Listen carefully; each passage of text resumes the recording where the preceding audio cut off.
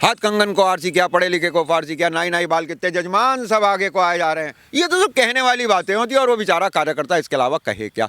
मोदी से मिलने को लाल कृष्ण आडवाणी के पास के लिए तो टाइम है नहीं, उस पर किसानों से मिलने के लिए, लाखों किसानों से मिलने के लिए उसके पास टाइम है नहीं। अब वो ये स्टेटमेंट दे रहा है तो अपने नेता को खुश कर रहा होगा और आपको बेवकूफ़ बना रहा होगा। आपने एक बहरूपीय जुमलेबाज को तो भारत का प्रधानमंत्री बना दिया और दूसरी बहरूपिया जुमलेबाज को आप नेता कहने लगे। यही तो भारत की राजनीति का दुर्भाग्य है मेरे दोस्त। ये तो बिल्कुल ऐसे नेता समझ लो आप कि जैसे एक ही साल में भगत सिंह के ऊपर 6 फिल्में बन गई थी। वो टेढ़े कंधे वाला अफगन भी उसके अंदर, रंग केसरिया वो भी भगत सिंह बन गया, वो सनी देओल भी भगत सिंह बन गया। अगर 2 मिनट के लिए भी भगत सिंह के जूतों में पैर डालना पड़ जाए तो मम्मी मम्मी कह के कूद के भाग जाएंगे। कि बीजेपी के किसी भी नेता से अगर आप वक्त लेते हैं, टाइम लेते हैं, तो वो आपको वक्त दे देगा। मतलब आप इसको कैसे देखते हैं? आपको वो कार्यकर्ता याद है जिसने ये बात आपसे कही थी? अब अगली बार जब उसकी बाइट लें तो उससे कहना कि तुम सरासर झूठ बोल रहे थे। 13 महीने तक लाखों किसान दिल्ली के दरवाजे पे पड़े रहे और मोदी जी को वो नंबर नहीं मिल पाया किसानों को जिसको वो कहते थे कि एक फ़ोन कॉल की दूरी है, और वो चंद किलोमीटर चल के वहाँ नहीं आए तो वो झूठ बोल रहा था। अब की बार आप जाएँ तो उसे झूठा बता दीजिएगा, बिल्कुल साफ साफ। उसका स्टेटमेंट गलत था, बरगलाने वाला था, उसे सीरियसली मत लीजिए, वो आपको बहका रहा था। जब रिजल्ट आने की हो रहा था और स्टार्टिंग है, जब सुबह 10-11 बजे के जो सब कुछ आंकड़े जब साफ हो रहे थे, तो कांग्रेस बीजेपी की जो नेता हैं, मंत्री हैं स्मृति ईरानी जी, उन्होंने साफ तौर पे कहा था कि कांग्रेस में जान फूकने आई थी, पार्टी में जान फूकने आई थी प्रियंका गांधी वाड्रा जी, और पार्टी को ही फूक करके चली गई। तो वो मुझे वाकया याद आ रहा है। क्या लगता है कि मतलब कुछ है इनमें सच्चाई? क्योंकि आंकड़े तब के क्या थे और अब के आंकड़े क्या हैं, वही इसलिए मैं बार बार जानकारी। देखिए, बात यही महत्वपूर्ण नहीं होती है कि बात क्या कही गई है, ये भी कई बार महत्वपूर्ण हो जाता है कि किसने कही है, किस मुंह से निकली है। अभी आप जो ये अपमानकारी भाषा का इस्तेमाल कर रहे थे और स्मृति ईरानी को नेता बता रहे थे, तो स्मृति ईरानी नेता कब से हो गई?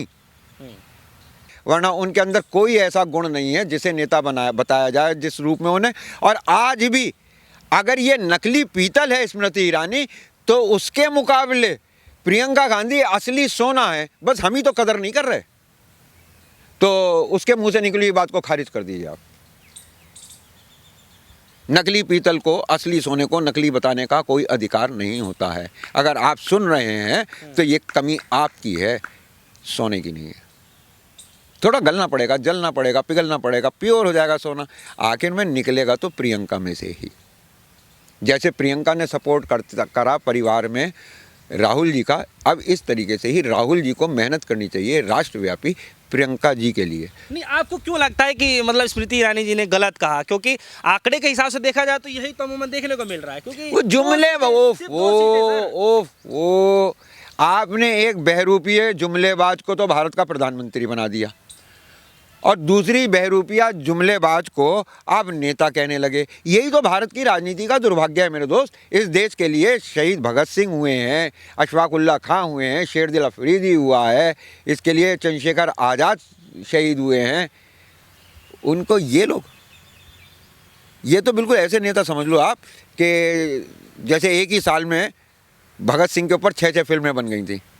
वो टेढ़े कंधे वाला भी उसके अंदर, रंग केसरिया वो भी भगत सिंह बन गया, वो सनी देओल भी भगत सिंह बन गया। अगर 2 मिनट के लिए भी भगत सिंह के जूतों में पैर डालना पड़ जाए तो मम्मी मम्मी कह के कूद के भाग जाएंगे।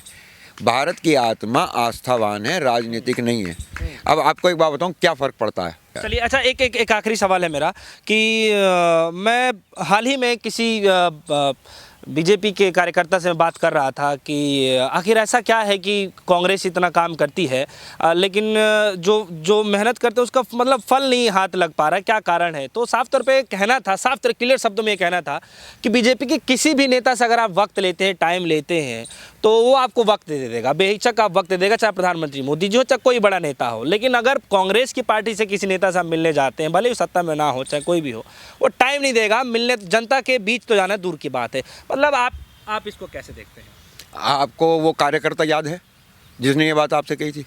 अब अगली बार जब उसकी बाइट लें तो उससे कहना कि तुम सरासर झूठ बोल रहे थे। 13 महीने तक लाखों किसान दिल्ली के दरवाजे पे पड़े रहे और मोदी जी को वो नंबर नहीं मिल पाया किसानों को जिसको वो कहते थे कि एक फ़ोन कॉल की दूरी है, और वो चंद किलोमीटर चल के वहाँ नहीं आए तो वो झूठ बोल रहा था। अब की बार आप जाएँ तो उसे झूठा बता दीजिएगा, बिल्कुल साफ साफ। उसका स्टेटमेंट गलत था, बरगलाने वाला था, उसे सीरियसली मत लीजिए, वो आपको बहका रहा था। तो जाते हैं, आपको लगता है कि जनता के बीच जाते हैं कांग्रेस की तरफ से जो हाईकमान है, चाहे राहुल गांधी जी हो, प्रियंका गांधी जी हो, आपको लगता है कि आप मेरी थोड़ी सी मदद कर सकते हैं इस मामले में, टेस्ट करने में। ऐसा करते हैं कि हम 2-3 दिन में प्रियंका से टाइम मांगते हैं, हम दोनों कलेक्टिवली, ठीक है ना, और हम देखते हैं कि हमें कितने दिन में टाइम मिल जाता है और वो हमें कितना टाइम देती हैं। उसके बाद आधा जवाब मैंने दे दिया, आधा जवाब उस दिन मिल जाएगा।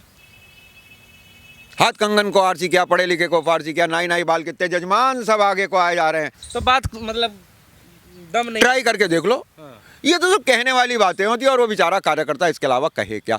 मोदी से मिलने को लालकृष्ण आडवाणी के पास के लिए तो टाइम है नहीं, उस पर किसानों से मिलने के लिए, लाखों किसानों से मिलने के लिए उसके पास टाइम है नहीं। अब वो ये स्टेटमेंट दे रहा है तो अपने नेता को खुश कर रहा होगा और आपको बेवकूफ़ बना रहा होगा। चलिए, तो अब एक छोटा सवाल उसके बाद मैं खत्म करना चाहूँगा। तो मतलब जो कांग्रेस की स्थिति, चाहे विपक्षी नेताओं की जो स्थिति देखने को मिल रही है, क्या वाकई में लग रहा है कि 24 की तैयारियों में कुछ नया फेरबदल करना चाहिए CWC को? सबको बैठना चाहिए, बातचीत करनी चाहिए। अब मैं उनको ही छोड़ दीजिए। अब इलेक्शन में क्या होगा कि 24 में इलेक्शन है, हाँ जी। सब अलग अलग घूमते रहेंगे। 2 महीने पहले सपा में और जयंत चौधरी में बातचीत चलेगी, गठबंधन हो ना हो। फिर वो 1 महीना पहले गठबंधन होगा, फिर उसके बाद कैंडिडेट कौन कौन सी सीटें हमारी हो ना हो ये 15 दिन पहले डिसाइड होगा। फिर कैंडिडेट कौन हो ये नॉमिनेशन से 2 दिन पहले डिसाइड होगा, और फिर 18-20 दिन इलेक्शन लड़ा जाएगा। जबकि 24/7 तो ये इलेक्शन अभी से इन्होंने कैंपेन मोड में, इलेक्शन मोड में आ चुके हैं बीजेपी वाले। तो ये जो अप्रोच है पॉलिटिकल पार्टीज़ की, जिन्हें तथाकथित अपोजिशन कहा जा रहा है, ये इस अप्रोच को बदल दें तो रिजल्ट बदल जाएगा। चलिए, बहुत बहुत शुक्रिया।